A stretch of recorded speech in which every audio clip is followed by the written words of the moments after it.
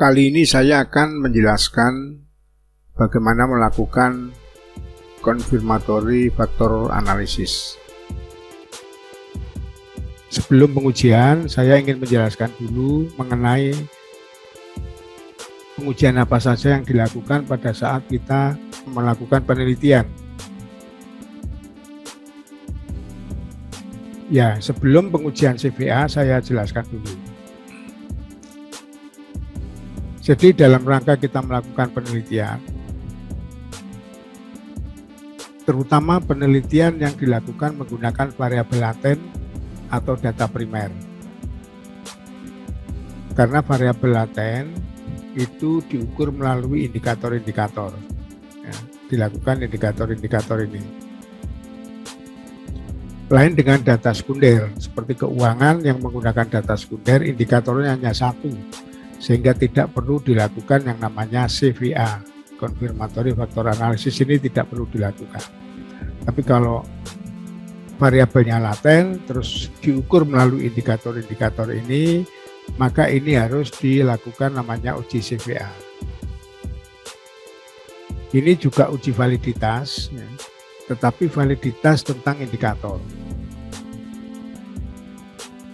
Pada saat data kita kumpulkan, kita mendapat data-data dari kuesioner ini. Ini juga kita lakukan uji validitas, tapi validitas instrumen, menguji validitas dari kuesioner yang kita buat. Dan kalian semua sudah melakukan ini. Kita sudah melakukan uji instrumen. Uji instrumen kalau dijumlahkan itu menjadi indikator. Nanti saya contohkan bagaimana data ini dijumlahkan. Nah, indikator ini harus kita uji. Harus kita konfirmasikan dengan variabelnya apa betul. Indikator ini variabel dari X1.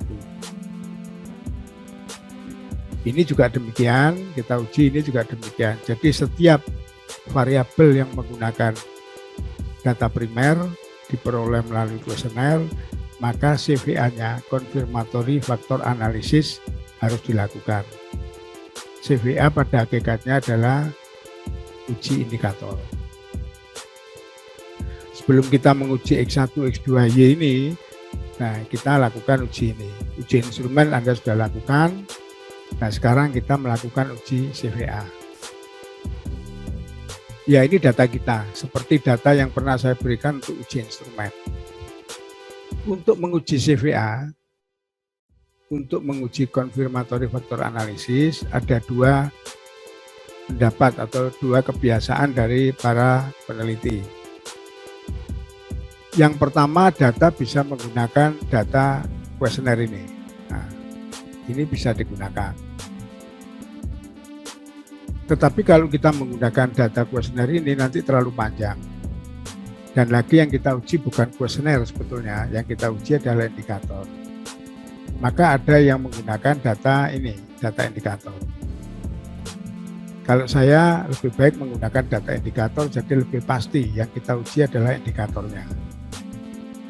Indikator ini angkanya dari mana? Angkanya dari sini. Indikator X11 itu adalah penjumlahan dari ini indikator X11, penjumlahan dari A, B, dan C. Indikator X12 penjumlahan D, E, F, dan seterusnya sana ya. Ini untuk satu variabel lingkungan kerja. Jadi A, B, C itu kalau kita jumlahkan, ini adalah 7. Ya. X11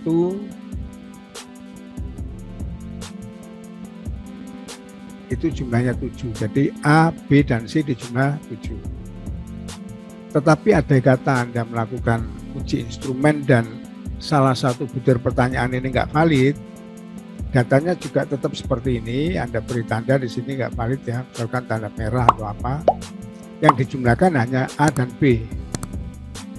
Jadi yang masuk ke indikator ini hanya pada jumlah-jumlah yang setelah uji instrumen itu valid.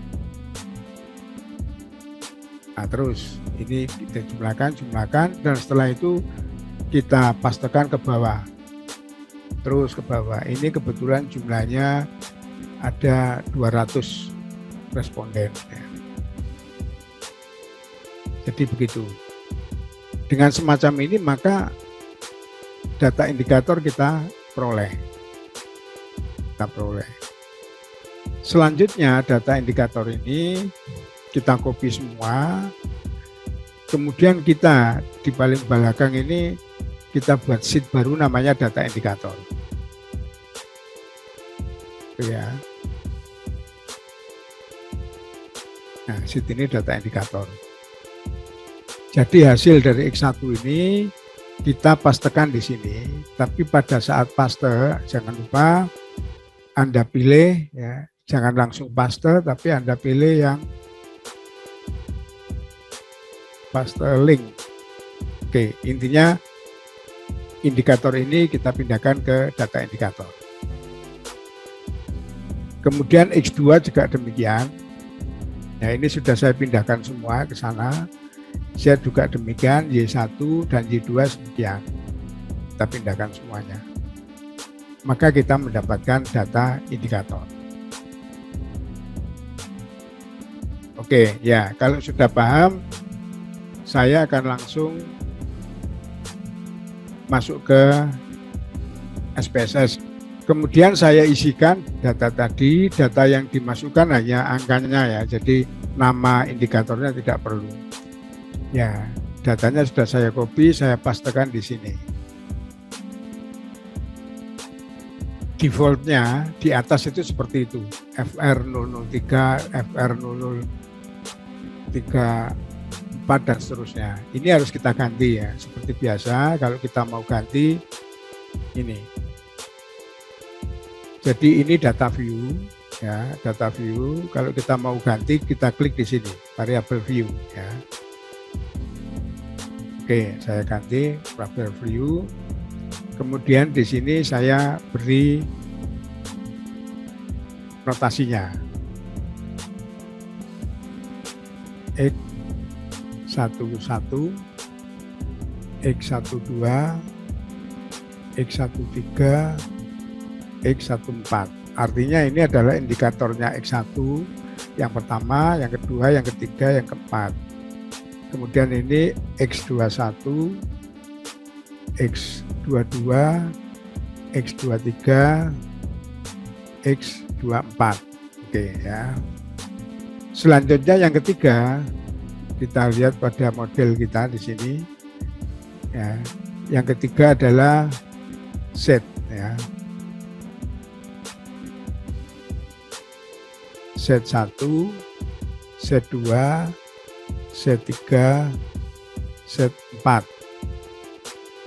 Berikutnya adalah Y1, Y11, Y12, Y13, Y14. Kemudian Y21, Y22, Y23, Y24. Ya, semuanya sudah. Kita kembali ke data view, kita lihat dulu. Karena datanya ini data standar, jadi tidak perlu ada koma. Datanya kan data dari skor kuesioner, jadi nggak usah koma. Saya kembali ke variable view, desimalnya ini saya hilangi, saya ganti 0. Semuanya saya ganti 0.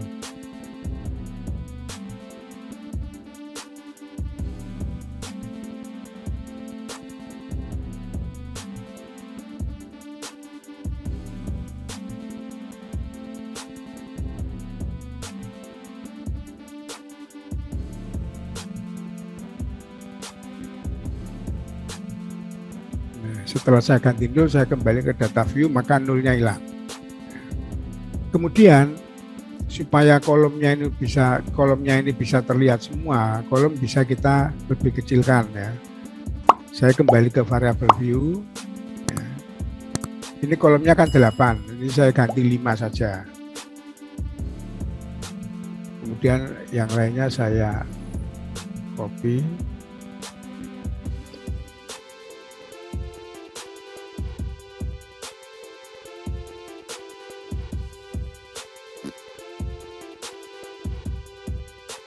Ya, nah kalau seperti ini kan jadi semua data kelihatan.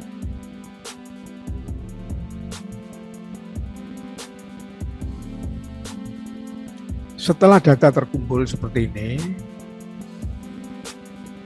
kemudian kita lakukan pengujian terhadap CVA. Kita klik Analyze. Kemudian kita pilih Dimension Reduction. Ini adalah SPSS versi 25. Kalau kalian menggunakan versi yang lain, menu ini ada, tapi mungkin posisinya di tempat lain, jadi harus dicari ya. Setelah kita Dimension Reduction, kemudian kita pilih faktor. Setelah kita ketemu faktor, kita blok semuanya, kita pindahkan ke sana, ke variables. Ya, kita blok, kita pindahkan ke variables. Kemudian setelah itu kita klik deskriptif, kita berikan centang yang ini, KMU and Bartlett Test of Sphericity sama anti-image. Ya, ini dan ini kita berikan tanda, kita klik continue.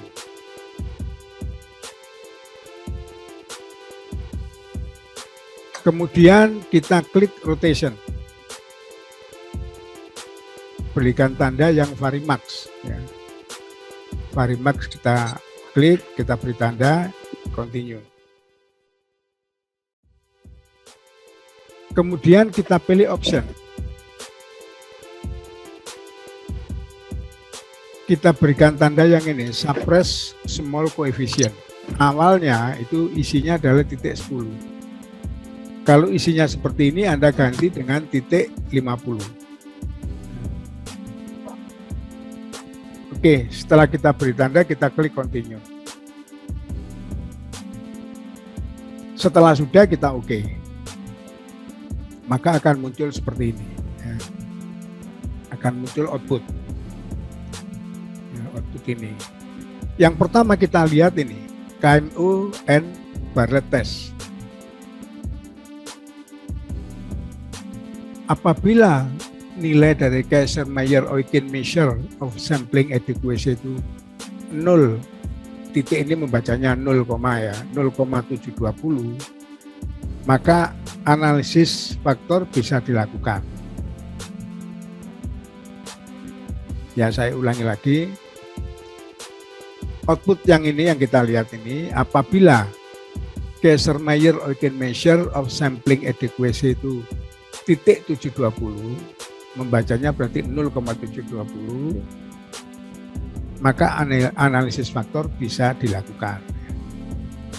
Karena apa? Karena di atas 0,50. Jadi kalau ini hasilnya di atas 0,50, bukan 0,05 ya, 0,50, maka analisis faktor bisa dilanjutkan.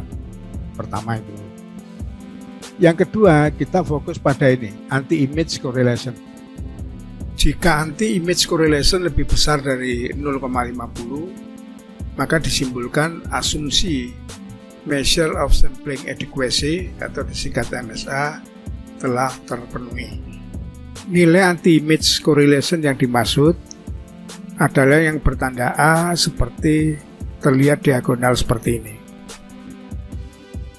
Selanjutnya yang ketiga, jika nilai faktor loading lebih besar dari 0,40 yang dapat dilihat pada output rotate component matrix dan mengelompok dalam satu faktor, maka bisa disimpulkan bahwa indikator yang digunakan dinyatakan valid.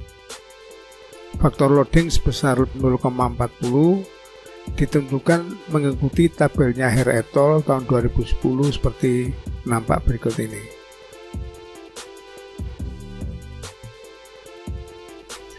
Seperti terlihat, karena data dari pengujian yang kita lakukan itu jumlah sampelnya sebesar 200, maka faktor loadingnya sebesar 0,40. Apabila jumlah sampel kita 100, maka faktor loadingnya sebesar 0,55 dan seterusnya. Kriterianya dikatakan bahwa indikator itu yang dinyatakan digunakan itu valid, itu nilai faktor loadingnya karena jumlah sampel ini 200, maka kalau nilai faktor loadingnya di atas 0,40 maka dinyatakan valid. Dengan catatan dia mengelompok pada satu kelompok faktor tertentu atau variabel tertentu. Oke, kita lihat sekarang. Variabel atau indikator-indikatornya X11 itu mengelompok di satu tempat. Nah ini ya, mengelompok dan semuanya di atas 0,40. Maka semua indikator X1 ini valid semua. Kemudian X2 yang mengelompok hanya ini dan di atas 0,4. Sedangkan X21 dan X22 itu tidak mengelompok. Sehingga yang dinyatakan valid hanya X23 dan X24. Kemudian Z itu mengelompok semua dan di atas 0,4, berarti valid semua. Y1 ini tidak mengelompok, yang mengelompok ini hanya 2 yang valid.